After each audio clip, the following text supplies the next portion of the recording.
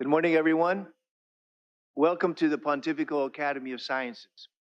This is the place where the popes have dialogued with men and women of science throughout the centuries. It's one of the most prestigious places to gather, and we are very honored and privileged to be here, and we thank you for your presence. Matthew Sanders will now give us introduction to the work that we're going to be doing for the next 2 days. Thank you, Father, and thank you all very much for coming. I know you come long distances and had to struggle through the airports and lost luggage and all kinds of other stories I've heard. So thank you so much, and thank you to Father Philip, our chairman, for welcoming us, and Cardinal Turkson. At some point will arrive, and we'll give him the opportunity to greet you as well as he's our host. I asked Ron if I could just open up with a little bit of context setting, and then I'm going to hand it off to Ron, who will get a little bit more into the kind of practical details of the forum. But what I wanted to do with my remarks is just to encourage. As many of you know, I'm not an academic, and I'm certainly no titan of industry. I'm pretty much your run-of-the-mill guy. And so what I was hoping to do in my remarks is speak a little bit as a regular guy about what I hope from you extraordinary people, what you're going to be able to do today and hopefully in the future. I don't know a lot about these trend lines, but what I've been told is that humanity's been winning in almost every metric, right? We're living longer, infant mortality is down, severe poverty is going down in most parts of the world. And yet, many of us feel like we're heading for a cliff, which is weird. And maybe that's because in two of the most important metrics, mental health, and I think you could say spiritual health and well-being, are kind of the only two that maybe we're not doing as well as maybe we should be. And I think these alarm bells, and certainly the media is very helpful in disseminating this information about dropping birth rates and polarization, oppression, suicide, and euthanasia in many parts of the world going up. Certainly, it would be indicators that things are not as good as they seem. And I think many of us, what we're concerned about as well is this isn't even taking into account AI and robotics, which is now on the scene. And there's a lot of conversations circling online, a lot of concerns that these two technologies in 12 years could lead to half the world's population being unemployed, conventionally anyway. And what does that mean? What would happen if if half the world's population didn't feel they had some place to punch in and punch out? What would that do to their sense of self-worth, their dignity? What would they do with their free time? Would they use that constructively, improve themselves, or would they disappear into virtual worlds and such? And I think these are very pressing and probable outcomes, and yet there's very little conversation about that. And I'm sure, and those very complex reasons, but it's certainly not something I hear discussed in political campaigns. What's going to happen in 12 years when AI and robots are doing most of the jobs of I would say, well, I guess it'd be in the case of AI, some of those white collar jobs, and the robots doing a lot of the blue collar jobs. How are they planning to handle that? And then, of course, we have the companies themselves, for all kinds of complicated reasons. I think it's very difficult for them to talk about the implications of their technologies 10 years out as well. I don't think their shareholders necessarily would like that. So where are these conversations happening? And I think universities, as many of you represent them, is one place we'd expect these conversations to be had. And I think here at the Pontifical Academy of Sciences is another place. And so these conversations, I think, are exceptionally important. And what I'm hoping is that these conversations can move outside the universities and the Pontifical Academy of Sciences and more, online on Twitter and other places. And so we can encourage our elected representatives and our companies to talk more directly about them. I think there's an enormous opportunity, like there never has been before in history, to build this collective intelligence to head off these problems. And I personally am very optimistic. Obviously, we've been through civilizational collapses before. This one feels a little bit different. But I feel like I think it's pretty much a fact at this point.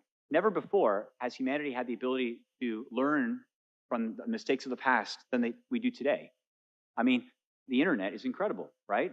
And so if we can find a way to raise people's awareness of what went wrong before and how we can go about correcting for the mistakes of the past, I think we have a chance for humanity to chart a new path, which I'm really excited about. And this is why I think this work, this human flourishing work, is so important.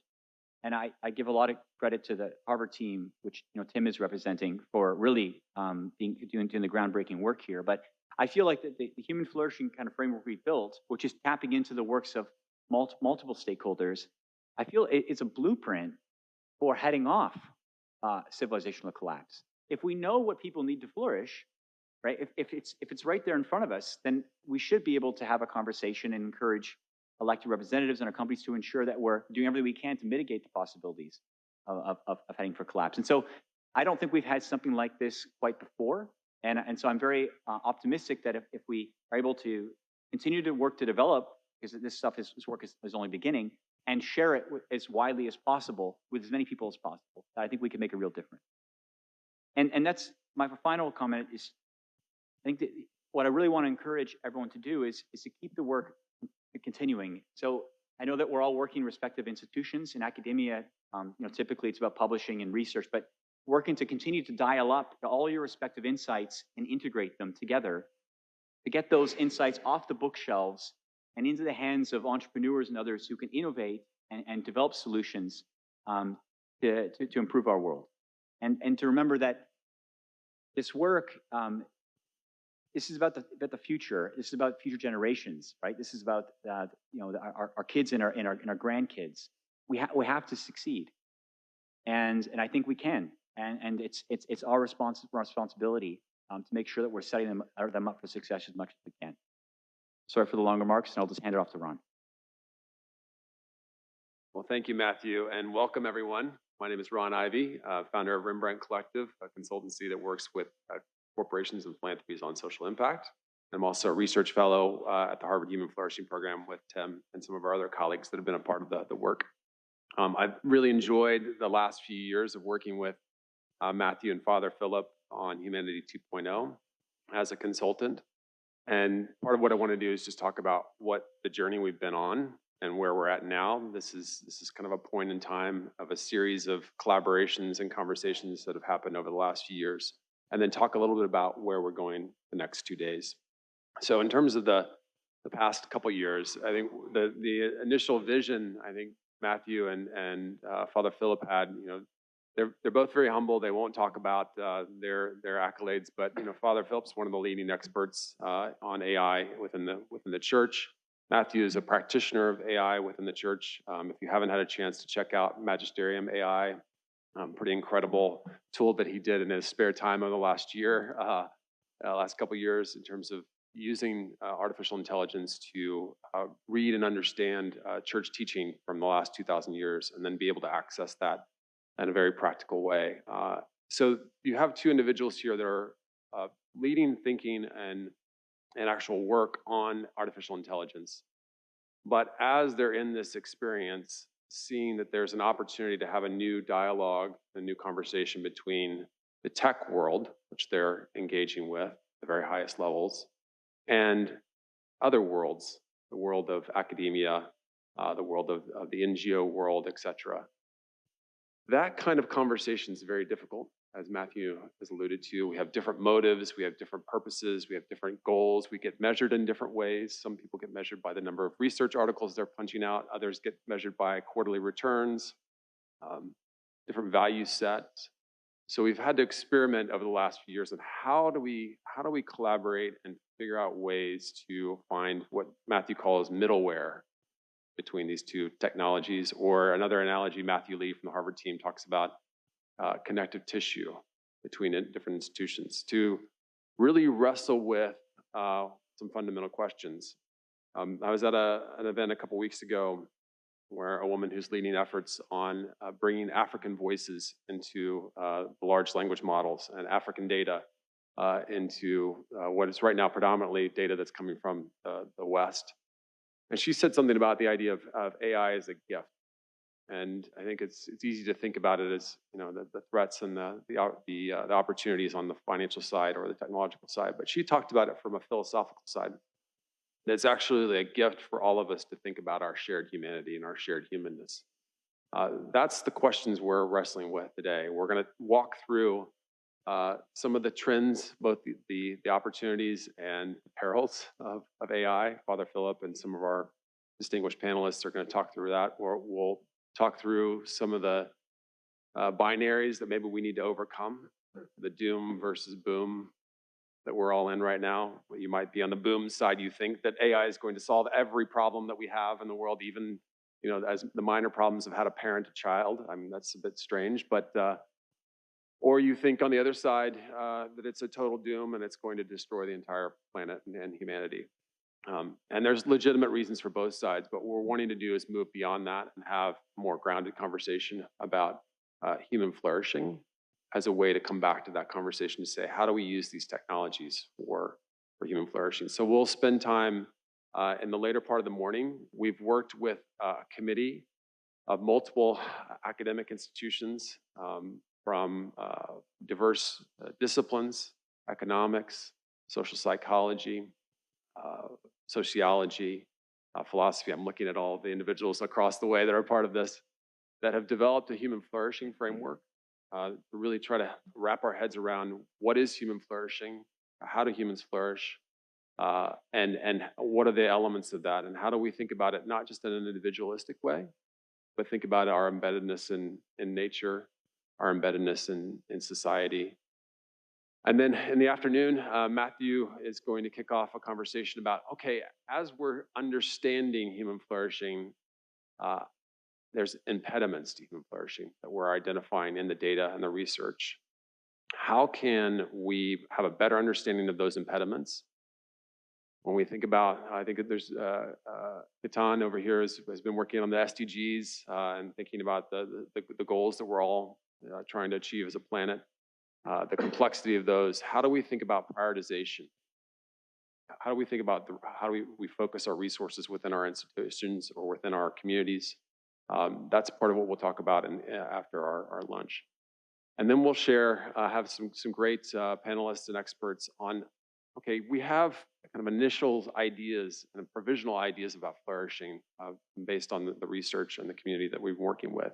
How do we expand that out further? How do we question our own biases? How do we bring in other voices? How do we bring in more of the global South and the East? Most of the institutions we've been working with have come from the global North. So really, what is the way to go about that in a way that's inclusive and invites diverse perspectives?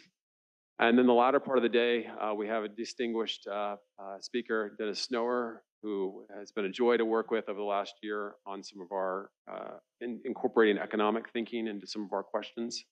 He's going to share some of his work on new paradigms in economics, new ideas in economics related to solidarity and agency, particularly as it relates to some of the things we're talking about this morning in terms of technology.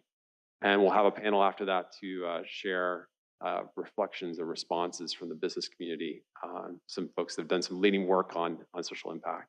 We'll have a chance to wrap up and tee up our workshops for tomorrow, where we're really kind of taking a turn into collective action, which happens between each forum. So tomorrow we'll have 3 workshops, one on AI and flourishing. How do we use AI to help us understand flourishing? The second one will be about mapping and ranking the impediments to flourishing and doing it in a way that we engage broad and diverse participation. And then the third will be, what's the role of business in flourishing? Most of the AIs that are being developed, most of the robotics that are being developed being developed inside businesses, business frameworks, the for-profit framework, the growth framework, the maximizing shareholder value framework in a lot of cases. How do we navigate the future of business and the way that business performance is measured? Interspersed within that, we'll do some fun things this afternoon after our time together this evening. We have two options for you. You either can take a tour of St. Peter's, which we'll talk more about.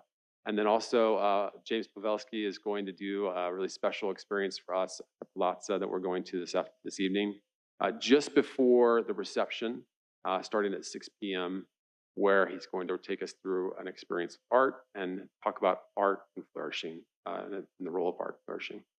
In the morning, there will be a mass that will be available to anyone that's in the crypts of St. Peter's. It's an incredible experience if you haven't had that experience before. It's also an option if you do want to go experience James's reflection and exercise. You can also you can do the exercise and then go and be a part of the mass tomorrow morning. And you won't necessarily get the full tour, but you'll get to have the experience of the mass tomorrow morning. So those are a few things that will be happening that will be opportunities. Practical things. The restrooms are in the front and then also in the back. We'll have lunch downstairs. There's a beautiful space for us. And then if you make sure to get outside in the back patio area. Are there turtles here? Can someone confirm that okay. Oh, you have pictures, okay.